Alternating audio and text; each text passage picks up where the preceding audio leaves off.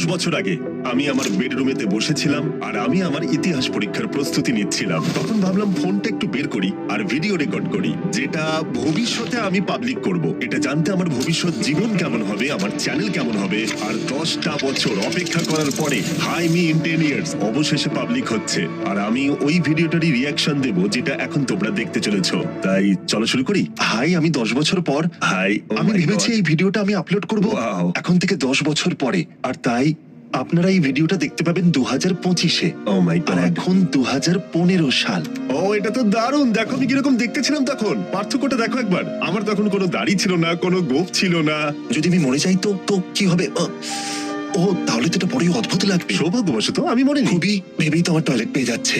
যাই হোক, চলো দেখা যাক যে যদি আমার মিলিয়ন সাবস্ক্রাইবার না হয় যখন আপনারা ভিডিওটা দেখছেন, তাহলে আমি ভাববো আমার জীবন শেষ হয়ে গেছে। বলতে গেলে আমার কাছে প্রচুর চ্যানেল আছে যার সাবস্ক্রাইবার মিলিয়ন। আর পুরনো জিমিকে আরো ভালো করে শুনতে শুরু করার আগে, যেখানে 17 বছরের আগের জিমি এখানে কথা বলছে, মানে বলছে যে তখনকার অনুভূতির কথা ভেবে আমি বোঝানোর চেষ্টা করব 17 বছরের ছেলের মনে তখন কি চলছিল। তখন আমাদের কাছে এত টাকা ছিল না, মানে আমি ছিলাম তখন একটা মধ্যবিত্ত পরিবারের সন্তান। আর 2008 সালে আমরা প্রায় ব্যাংকরাপ্ট হয়ে গেছিলাম। তাই আমরা তখন সব হারিয়েছিলাম, মানে আমার বাবা মা অ্যাকচুয়ালি তখন ব্যাংকরাপ্ট হয়ে গেছিল। আর বছরের পর বছর, বছরের পর বছর, বছরের পর বছর প্রচুর কষ্ট করেছিলাম, কিন্তু কেউ ভিডিও দেখতো না। আমার স্কুলের সবাই, আমার চারপাশের সবাই বলতো, জিমি তুমি ইউটিউবার হতে পারবে না, তুমি অবাস্তব স্বপ্ন দেখছো, তুমি একটা মরিচিকার পিছনে দৌড়চ্ছ, তোমাকে আসলে ফোকাস করতে হবে সেই সমস্ত জিনিসের উপর যেগুলোতে তুমি উন্নতি করবে। আর এদের কথা শুনে তখন আমার সত্যিই মনে হচ্ছিল আমি কি আমার জীবনটাকে নষ্ট করে ফেলছি, আমি কি ব্যর্থ হব, আমি কি আমার ঘর বাড়ি হারিয়ে ফেলবো, এসব কি কাজ করবে? তোমরা জানো আমার মায়ের বেশি টাকা ছিল না, আমিও চাইছিলাম না তার উপরে বেশি প্রেশার দিতে, আমি তার পাশে দাঁড়াতে চেয়েছিলাম। আর এই সমস্ত চিন্তা ভাবনা তখন আমার মাথায় যেন একটা ঝড় তুলে দিচ্ছিল যে এরপরে কি হতে চলেছে। আর এখন 10 বছর পরের জিমির মানসিকতা তোমরা দেখছো। যাই হোক, চলো এই ভিডিওটা এখন দেখা যাক। কিন্তু যখন আপনারা দেখবেন আমার হাই স্কুল শেষ হয়ে যাবে, আমি হাই স্কুল পাস করেছি, কলেজ শুরু হবে। টেকনিক্যালি আমি কলেজে গেছিলাম কিন্তু 2 সপ্তাহের জন্য, তারপর বোর লাগছিল খুব, আমি আর যাইনি। ওটা একটা কমিউনিটি কলেজ ছিল, নর্মাল কলেজে আপলোড করতে পারি। আর ইউটিউবটাকে একটা জবের মতো করব আশা করছি। হয়তো আমি শুধু ভাবছি তখনকার জিমি শুধু এটাই ভাবতো যে ইউটিউব তার কাছে একটা শুধু জব হয়ে উঠুক। আর এখন আমি অনেক পরিবারের পাশে দাঁড়াতে পারি, আমার প্রচুর ফুল টাইম এমপ্লয়ি আছে, আমাদের মেন চ্যানেলের ভিডিওর দ্বারা আমরা প্রচুর মানুষের সাহায্য করতে পারি। এটা শুনলে এখন হাসি পাবে যে 10 বছর আগে আমি, যেটা হয়তো খুব বেশি সময় নয়, আমি তখন শুধুমাত্র নিজের ভবিষ্যতের কথাই ভাবতাম। হ্যাঁ, এখন অব্দি ইউটিউব আমার ভালোই লাগছে, আশা করি ভবিষ্যতেও আমার ভালোই লাগবে। আমার মনে হয় না আমি কোনোদিন ইউটিউব ছাড়তে পারবো। বলতে গেলে ইউটিউব এখন আমার শিরায় শিরায় মিশে গেছে। আমি কন্টেন্ট বানাতে ভালোবাসি, আমি গল্প বলতে ভালোবাসি, মানুষের হাসি দেখতে ভালো লাগে, ওদের খুশি থেকে আনন্দ পাই, কারোর জীবন বদলাতে পারলে ভালো লাগে, এগুলো আমার ভালোবাসা। আমি জানি না যদি অনেক সাবস্ক্রাইবার হয়ে যায় তাহলে তো দারুণ ব্যাপার হবে। আমি কথা দিচ্ছি যদি কেউ অতীতে ফিরে যায় আর এই 17 বছরের জিমিকে গিয়ে বলে যে আমার এখন 440 মিলিয়ন সাবস্ক্রাইবার, ও বিশ্বাসই করবে না। ও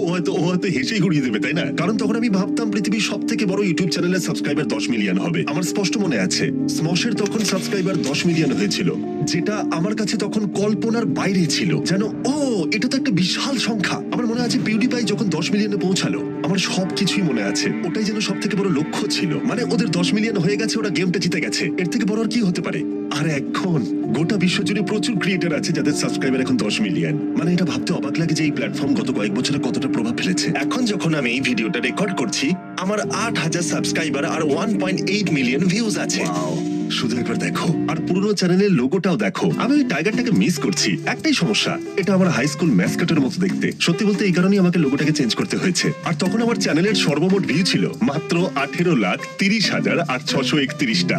শুনলে হয়তো মজা লাগবে যে এখন আপলোড করার পরে আমার মেন চ্যানেলের ভিডিওতে এটা 6 মিনিটে কমপ্লিট হয়ে যায়। আর সম্ভবত এটা না বললেও হয়, কিন্তু আমি লুকাতে চাই না, আমার জীবনে এখন স্বপ্ন আর বাস্তব দুটো এক হয়ে গেছে। আর এই সব কিছুই শুধুমাত্র তোমাদের জন্য হয়েছে, তাই আমি সত্যি অনেকটা কৃতজ্ঞ। ওই 17 বছরের ছেলেটা যদি এখন তোমাদের সাথে কথা বলতে পারতো, যারা প্রতিনিয়ত আমার ভিডিও দেখে, যারা আজকের আমি কি তৈরি করে দিয়েছে, ও হয়তো সত্যি আনন্দে কেঁদে ফেলতো আর চিরকৃতজ্ঞ থাকতো। আর অবশ্যই ওই 17 বছরের ছেলেটা তো আমি।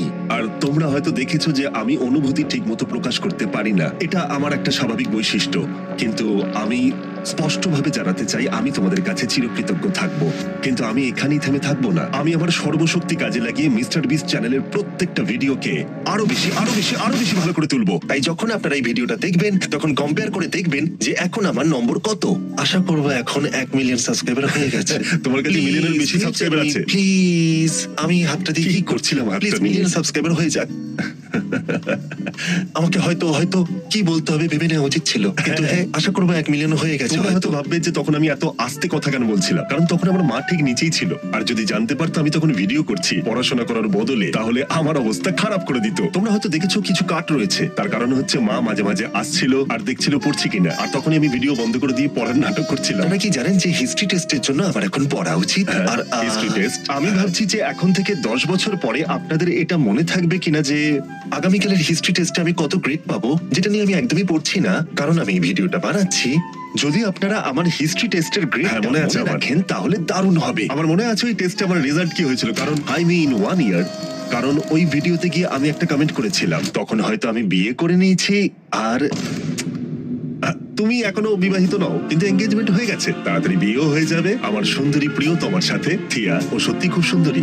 যাই হোক, এই প্রেডিকশনটা তুমি একদম ঠিকই গেস করেছিলে। ও, আর যদি তোমরা দেখো আমার বিয়ে হয়নি, আমার মিলিয়ন সাবস্ক্রাইবার হয়নি, এই সব কিছুই হয়নি, তাহলে আমাকে লুজার ভেবো। আমি এমন অনেক কিছুই করেছি যাতে তোমাদের আমাকে লুজার বলে মনে হতে পারে। আশা করি আমি এখনো ইউটিউব করছি, আর আমি যদি ইউটিউব ছেড়ে দিত সবাই এটা বুঝতে পারবে না, কারণ আমি আমার ভিডিওতে এখন প্রচুর $1 মিলিয়ন খরচা করে থাকি, কিন্তু যখন আমি শুরু করেছিলাম তখন আমি সত্যি কিছু অ্যাফোর্ড করতে পারতাম না। ভিডিওটার কোয়ালিটি দেখো, কারণ একটা ক্যামেরাও অ্যাফোর্ড করতে পারতাম না, আর ভাবতেই অবাক লাগছে যে এখন দেখো পরিবর্তনটা ভিডিওতে নয় আমার জীবনে প্রভাব ফেলেছে। আচ্ছা, তোমাদের এখন দেখিয়ে রাখি আজকের তারিখ আর সময়টা ঠিক কি।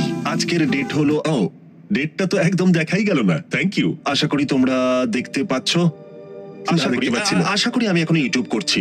হাই, এটা দারুণ ছিল। ঠিক আছে, যাই হোক, কিছু যায় আসে না। ভবিষ্যতের আমি কি বলছি, আশা করি আজকে ভালো দিন কাটবে। হ্যাঁ, খুব ভালো দিন কেটেছে। আশা করি এটা মিলিয়ন হয়ে যাবে যখন এটা আপলোড হবে। তোমার তার থেকেও বেশি সাবস্ক্রাইবার আছে, তুমি লক্ষ্যে পৌঁছে গেছো। 10 বছর ভাই, 10 বছর।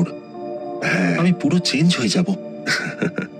সত্যি আমি অনেকটাই চেঞ্জ হয়ে যাব। তুমি চেঞ্জ হয়েছো, কিন্তু অতটাও নয়। মানে তখন আমি ভালোবাসতাম স্ট্র্যাটেজি গেম, বোর্ড গেম, অবশ্যই ইউটিউব ভালোবাসতাম। অবশ্যই অনেক পার্থক্য থাকবে 17 বছরের পুরনো আমি যাকে তোমরা এখন দেখছো আর এখনকার আমির মধ্যে। যেটা সম্ভবত বেশি ছিল কনফিডেন্সে, আমার সাবকনসিয়াস তখন বেশি স্ট্রং ছিল। মজার কথা হলো আমি ছোটবেলা থেকেই ইউটিউবকে ভালোবেসে ফেলেছিলাম, যেটা নিয়ে আমি অনেক কথা মাঝে মাঝে বলিও। আর একবার স্কুলের একজন সিনিয়র আমাকে এসে বলেছিল, তুমি শুধু ইউটিউব নিয়ে কথা বলে যাও, এতে কিছুই হবে না। আর এটা সত্যি আমাকে অনেকটা আঘাত করেছিল, কারণ মানে এটা আমাকে ভাবিয়ে তুলেছিল যে হ্যাঁ সত্যি আমি ইউটিউব নিয়ে কথা বলি, আমি ইউটিউবারদের নিয়ে কথা বলি, আইডিয়া নিয়ে আলোচনা করে থাকি। মানে এইসব চিন্তা ভাবনাই আমার মাথায় ঘুরতে থাকতো যখন আমি ছোট ছিলাম। আর তাই আমি সেই বয়সে অনেক অনেক স্ট্রাগল করেছিলাম। তখন আমি ভাবলাম ঠিক আছে, কেউ ইউটিউব নিয়ে কথা বলে না, তাই আমিও বলবো না। তখন আমি ইউটিউব নিয়ে কথা বলা বন্ধ করে দিলাম। এটা বদলালো যখন একদিন আমার একজন টিচার আমাকে বলল, তুমি চুপ থাকো কেন? কারণ আমি খুব কম কথা বলতাম, আর আমার খুবই অসুবিধা হতো মানুষের সাথে কানেকশন করে তুলতে, কারণ আমি সবসময় কথা বলতাম কিভাবে ভিডিও ইমপ্রুভ করা যায়, স্টাডি করতাম, কাজ করতাম কিভাবে মানুষকে এন্টারটেইন করা যায়। আর আমার চারপাশে প্রচুর এমন মানুষ থাকতো যাদের এইসব বিষয় নিয়ে কিচ্ছু যায় আসে না, যেন তুমি তাদের কাছে বিরক্তির কারণ। আর তাই তোমার বয়স যখন 17, তুমি স্কুলে যাও, পড়াশোনা করো। আর এইরকমই মানুষ আমার চারপাশে বেশি ছিল। আর এমন কিছু মানুষ আমার জীবনে ছিল যারা সত্যিই হয়তো আমাকে পাগল ভাবতো আর আমার আত্মবিশ্বাস কমিয়ে দিত। আর এটা আমি বুঝতে পারতাম না, কারণ আমার বয়স তখন কম ছিল, যে আমাকে ভয় পেলে চলবে না। মানে একটু থাকা ভালো, কিন্তু কোনো কিছু নিয়ে অবসেস থাকা ভালো, ভালোবাসাটাও ভালো। আর তাই আমি যখন স্কুল থেকে বেরোলাম তখন আমি এমন মানুষদের সাথে মিশতাম যারা কন্টেন্ট ভালোবাসতো, গল্প বলতে ভালোবাসতো, ইউটিউবার হতে চাইতো। আর তখনই সবকিছু বদলে গেল। কন্টেন্ট ক্রিয়েশন অনেক মানুষের কাছে ভালো নাই লাগতে পারে, কিন্তু ওরা তোমাকে হেয় করে আর অদ্ভুতভাবে অনেক রকম নাম দেয়। কিন্তু তাতে কি, তোমাদের ওদের কথা শোনার দরকার নেই। আর এইভাবেই আমার জীবন বদলেছে। লোকের কথা শুনে আমি কোনোদিন নিজেকে বদলাইনি। ও ভাই, কি যে হবে। যাই হোক, তোমরা কি জানো আমি কি লক্ষ্য করলাম? ওই জলের জারটাকে যে কোনো কারণেই হোক আমার দারুণ লাগতো জল খেতে, তাই 1 গ্যালন জল আমি সব জায়গায় নিয়ে যেতাম। আর গোটা দিন জুড়ে আমি প্রায় 1 গ্যালন জলও খেয়ে নিতাম। তোমরা হয়তো এটা জানো না, আমার শরীরে ক্রোনস ডিজিজ আছে, যেটা মাঝে মাঝে আমাকে অসুবিধার মধ্যে ফেলে, অনেকটা ক্লান্ত করে দেয়। তোমরা হয়তো মাঝে মাঝে দেখো আমাকে ভিডিওতে, আমার এনার্জি কমে যায়। মাঝে মাঝে কেউ কেউ আমাকে বলে তোমার উদ্যম কম লাগছে। এইগুলো যখন হয় তখন সাধারণত আমার ক্রোনস আমাকে অ্যাটাক করে।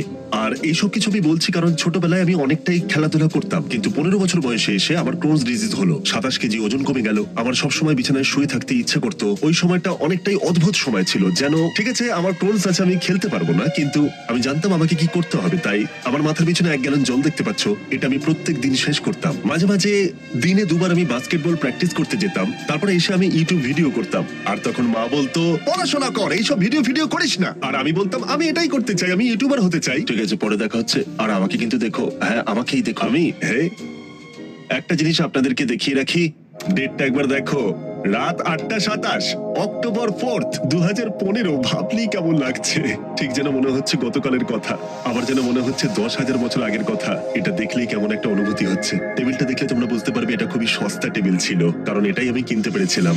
একটা সস্তা মনিটর কিনেছিলাম বেস্ট বাই থেকে। মাথায় অনেক স্মৃতি ভেসে আসছে। আজকের ডেট হচ্ছে অক্টোবরের 4 সত্যি তারিখ। কত স্মৃতি।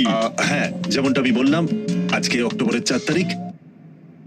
ও, একটা অদ্ভুত এন্ডিং, খুব ভালো। ঠিক আছে, তখন আমি জানতাম না কি করে একটা ভিডিও শেষ করতে হয়। যাই হোক, একটা কথা বলার ছিল। একটা সত্যি কথা বলছি, ইউটিউবার হওয়ার পর থেকে অনেকটা সময় জুড়ে আমি নিজেই মাঝে মাঝে আমার অতীত জীবনের কথাটা ভুলে যেতাম। আমি সত্যিই ভুলে যেতাম যখন আমার বয়স ছিল 11, 12, 13, 14, 15 বছর, 16 বছর। বছরের পর বছর ধরে আমি প্রচুর ভিডিও বানিয়েছি, চ্যানেলের জন্য প্রচুর ঘন্টা কাজ করেছি, তাও কেউ ভিডিও দেখতো না, আমরা কিছু অ্যাফোর্ড করতে পারতাম না। আর এটা একটা লড়াই ছিল, সত্যি এটা একটা বড় লড়াই ছিল। আমি আমার কম বয়সী জিমিকে নিয়ে খুবই গর্বিত, কারণ ও কখনো হাল ছাড়েনি। আমার কাজ নিয়ে জেদ অনেকটাই বেশি, এমনকি আজকের দিনে এসেও এখনো কেউ আমার ভিডিও না দেখলেও আমি বানিয়ে যাব। আমি ইউটিউবার হবার সিদ্ধান্ত নিয়েছিলাম, আর সেটা মৃত্যু পর্যন্ত। আমার জীবনে শুধু দুটো দিকই ছিল, হয় আমি ইউটিউবার হব, না হলে আমি মরে যাব। ব্যাস এটাই। আমি সত্যি কঠিন পরিশ্রম করেছিলাম চ্যানেলটাকে আজকের অবস্থায় নিয়ে আসতে। আমি সত্যি কথা বলবো, সৌভাগ্য আমার পাশে ছিল। আর সব থেকে সৌভাগ্যের জিনিস যেটা আমি পেয়েছি সেটা হলো আমি অনেকটাই কম বয়সে এসে জীবনের লক্ষ্য খুঁজে পেয়েছিলাম। এটাই আমার জীবনের ঘটে যাওয়া সব থেকে সৌভাগ্যের জিনিস ছিল। সত্যি আমি লাকি। সেই জন্য আমি তোমাদের বলে রাখি যে এটা সত্যি কথা, স্বপ্ন পূরণের জন্য অনুকূল পরিস্থিতি সবার হাতে সমানভাবে থাকে না। তোমাকে হয়তো ফ্যামিলির জন্য উপার্জন করতে হয়, নিজেকে ঠিক রাখতে হয়, কিন্তু এই সমস্ত কাজের বাইরে যদি তোমার হাতে কোনো সময় থেকে থাকে, তাহলে নিজের ভালোবাসার কাজকেও সময় দাও। কারণ যখন তুমি ভালোবেসে কাজ করবে, সেটা তোমাকে সফলতা দেবেই। এটা দারুণ। তাই আমি জীবনের কাছে কৃতজ্ঞ।